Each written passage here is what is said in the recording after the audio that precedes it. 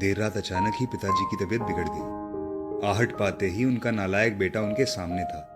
माँ ड्राइवर बुलाने की बात कह रही थी, पर उसने सोचा अब इतनी रात को इतनी जल्दी ड्राइवर कहाँ आ पाएगा। ये कहते हुए उसने सहज जिद और अपने मजबूत कंधों के सहारे बाबूजी को कार में बिठाया और तेजी से हॉस्पिटल की ओर भागा। बाबूजी दर्द से कराहने के साथ ही उसे डांट भी रहे थे।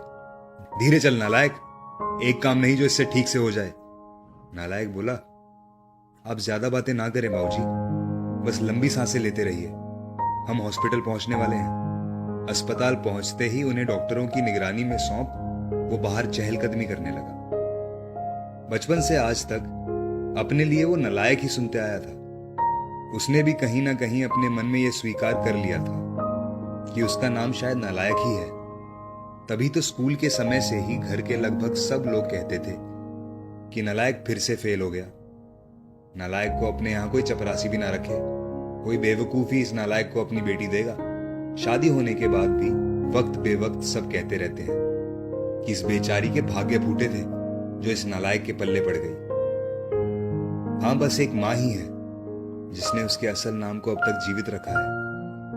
पर आज अगर उसके बाबूजी को कुछ हो गया तो शायद वो भी।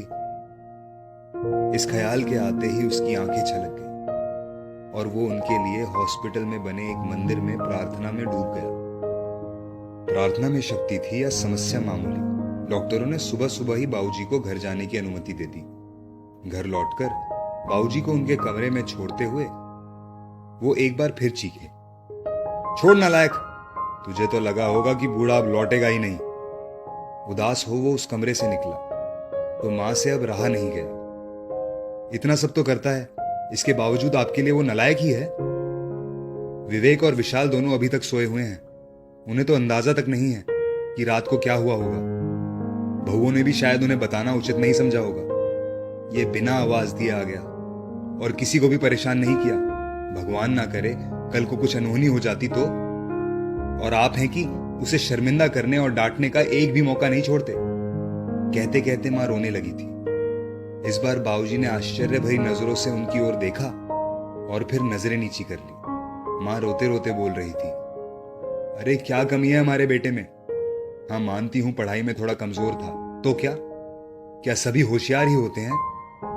वो अपना परिवार, हम दोनों को, घर मकान, पुश्तैनी कारोबार और रिश्तेदारी सब कुछ तो बखूबी संभाल रहा है। जबकि बाकी दोनों जिन्हें आप लायक समझते हैं वो बेटे सिर्फ अपने बीवी और बच्चों के अलावा ज्यादा से ज्यादा अपने ससुराल का ध्यान रखते हैं।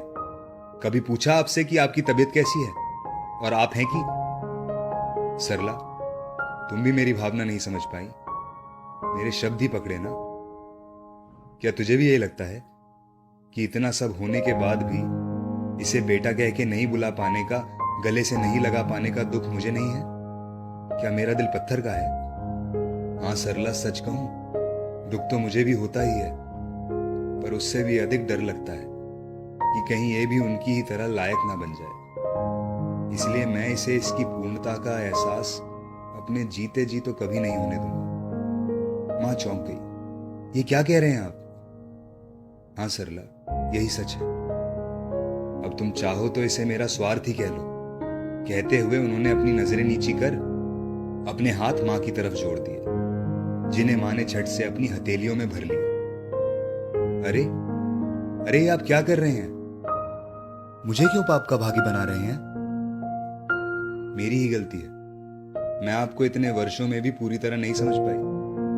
और दूसरी ओर दरवाजे पर नालायक खड़ा खड़ा ये सारी बातचीत सुन रहा था। वो भी आंसुओं से तरबतर हो गया था।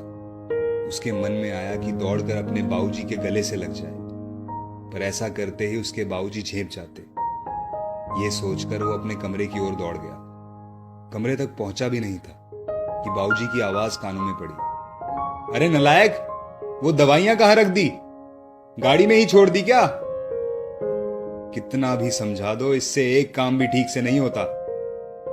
नालायक झटपट आंसू पोंछते हुए गाड़ी से दवाइयां निकालकर बाबूजी के कमरे की तरफ दौड़ा।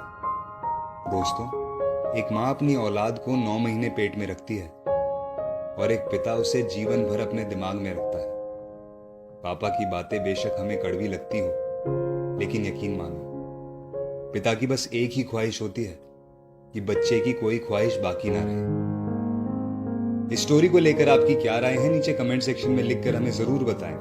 और स्टोरी पसंद आई हो तो लाइक शेयर जरूर करें। आपका एक एक शेयर हमारा मनोबल बढ़ाता है ऐसी ही बेहतरीन स्टोरीज आपके सामने प्रस्तुत करने के लिए। मिलते हैं एक और बेहतरीन कहानी के साथ जल्द ही। तब तक के लिए अपना और अपनों का ख्याल रखें। धन्यवाद।